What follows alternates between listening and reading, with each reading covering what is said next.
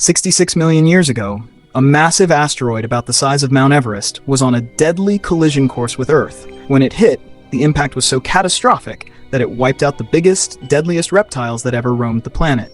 But wait, these dinosaurs didn't all just drop dead right away from one big boom. Nope. Their end came slow and painful. So what made this asteroid strike so brutal? How did it cause the biggest tsunami the Earth has ever seen? And what exactly went down after the dinos were wiped out? Buckle up, because we're taking you on a wild, extinction-level ride. This dinosaur-ending asteroid was terrifying. Not only was it 10 kilometers 6 miles wide, but it was also moving at a ridiculous speed of 10 to 30 kilometers per second. That's 6 to 18 miles per second. By the time it entered Earth's atmosphere, it was a blazing fireball of doom. The air in front of it got so hot that it reached temperatures almost as scorching as the surface of the sun. Yeah, you heard that right. This thing was literally on fire. When it finally hit the ground, around where Mexico is now, it only took seconds to change the world forever. A huge explosion sent debris flying into the sky, and a massive shockwave destroyed everything in its path. But that was just the beginning. Things were about to get much, much worse. Earth was going through some seriously tough times back then.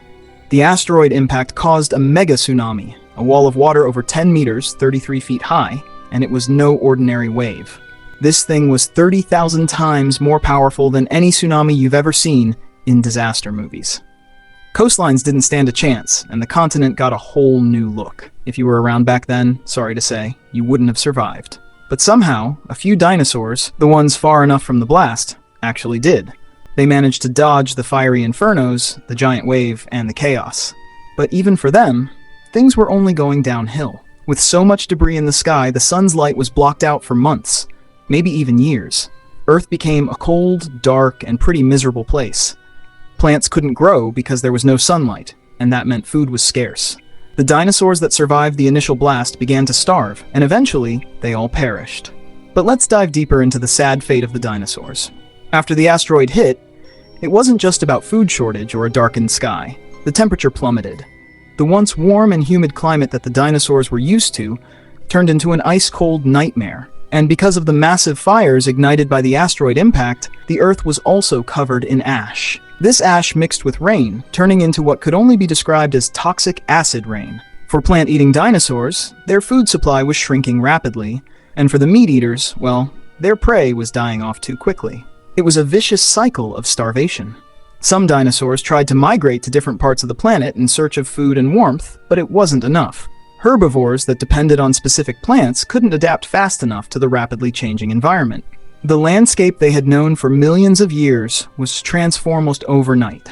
Carnivores, like the mighty T-Rex, found themselves without enough prey to hunt. It was survival of the fittest, except even the fittest couldn't keep up with how quickly the world was changing. The marine dinosaurs didn't have it much better. The oceans were heated up by the asteroid impact, killing off vast amounts of sea life. The balance in the marine ecosystem was shattered, leaving little chance for the survival of large aquatic reptiles. The acid rain pouring into the oceans made it nearly impossible for creatures at the bottom of the food chain, like plankton, to survive. With them gone, the entire food chain collapsed. Even though some dinosaurs could have survived in theory, the chain of disasters left them with no chance. As months turned into years and then into decades, the dinosaurs slowly but surely disappeared. By the time Earth began to recover, the last of the dinosaurs had already gone extinct. Remember that acid rain? It kept pouring for years, making the oceans so acidic that marine life couldn't survive. All in all, about 75% of life on Earth was wiped out. On the plus side, that included the terrifying T-Rex. As much as we might feel a little bad for them, let's be honest. It's probably for the best that T-Rex isn't running around today. But after all the destruction, Earth didn't bounce back to normal. It reinvented itself. 1,000 years later, life slowly began to return. Ferns were the first plants to show up again, and tiny, furry creatures were running around, trying to make the best of the new post-apocalyptic world. Fast forward 100,000 years, and Earth was starting to look a bit more lively. Small raccoon-sized mammals were repopulating the land, and the oceans were thriving again. 10 million years later, Earth's biodiversity was back in full swing. But this wasn't the world of the dinosaurs anymore. Welcome to the age of mammals. Mammals, birds, and flowering plants ruled the planet, and the dinosaurs? Long gone. And honestly, that's probably a good thing. The Earth may have had some crazy prehistoric monsters like the Paraceratherium or the Megalodon, but trust us, you wouldn't want to come face to face with a Megalodon on your next beach vacation. Sure, today's Earth has its problems, environmental crises, climate change, and all that, but the good news is we still have time to make things right.